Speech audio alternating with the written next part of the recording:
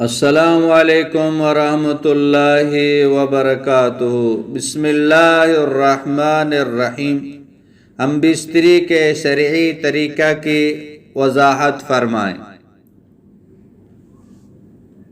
مباشرت کا شرعی طریقہ یہ ہے کہ جب شوہر مباشرت کا ارادہ کرے تو مباشرت سے پہلے عورت کو مانوس کرے اور بوس کنار و ملاعبت وغیرہ جس طرح ہو سکے اسے بھی مباشرت کے لیے تیار کرے، اور اس بات کا ہر مباشرت کے وقت خیال رکھے فوراً ہی صحبت شروع نہ کرے۔ بوقت صحبت قبلہ کی طرف منہ یا پھیر نہ کرے، اور جتنا ہو سکے پردے کے ساتھ صحبت کرے۔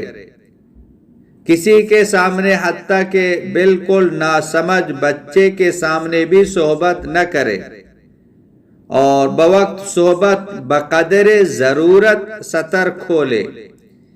جب صحبت کا ارادہ کرے تو اولاً بسم اللہ پڑھے اور یہ دعا پڑھے: اللہم جنبنا الشیطان وجنب الشیطان ما رزقتنا۔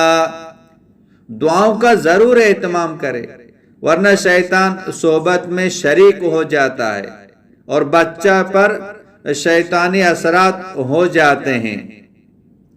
انزال کے وقت دل میں یہ دعا پڑھے: اللہم لا تجعل للشیطان فیما رزقتنا نصیبا۔